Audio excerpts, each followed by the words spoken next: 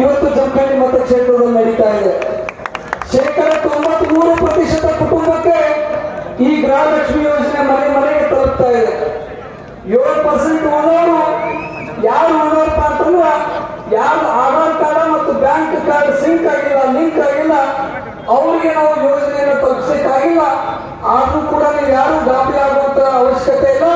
ಚುನಾವಣೆ ಮುಗಿದ ಮೇಲೆ ಯಾರ ಮನೆಗೆ ತಲುಪ್ತಾ ಇಲ್ಲ ಅವ್ರಿಗೂ ಕೂಡ ತಲುಪಿಸುವಂತ ಕೆಲಸ ನಮ್ಮ ಸರ್ಕಾರ ಮಾಡಬೇಕು ಅಂತಕ್ಕಂಥ ಮಾತನ್ನು ಹೇಳಿ ಬಯಸ್ತೇನೆ. ಇವತ್ತು 98% ಕುಟುಂಬಗಳಿಗೆ ಪ್ರತಿ ಮನೆಗೆ ಉಚಿತವಾಗಿ ವಿದ್ಯುತ್ ಅನ್ನು ಕೊಡುವಂತ ಕೆಲಸ ನಾವು ಮಾಡ್ತಾ ಇದ್ದೀವಿ.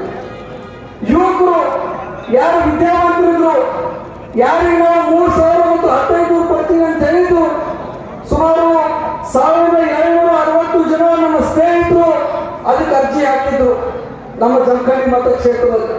ಆ 1,760 ಜನರಿಗೆ 3,000 ಮತ್ತು 1,500 ನೇರವಾಗಿ ಅವ್ರ ಖಾತೆಗೆ ಜಮಾ ಮಾಡುವಂತ ಕೆಲಸ ಮಾಡ್ತಾ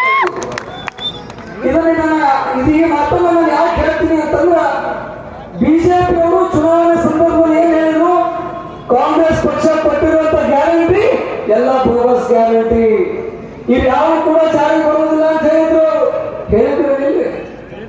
ಇವತ್ತು ನಾನು ಹೇಳಲಿಕ್ಕೆ ಬಯಸ್ತೀನಿ, ನಾವು ನುಡಿದಂಗೆ ನಡ್ಕೊಂಡಿದ್ದೀವಿ. ಇವತ್ತು ಜಾರಿ ಬಂದ ಮೇಲೆ ಬಿಜೆಪಿ ಅವರು ಏನ್ ಹೇಳ್ತಾರ, ಈ ಗ್ಯಾರಂಟಿ ಕೊಟ್ಟಿದ್ರಿಂದ ರಾಜ್ಯ ಇವತ್ತು ದಿವಾಳಿ ಇರುತ್ತೆ ಅಂತ ಹೇಳ್ತಾರ.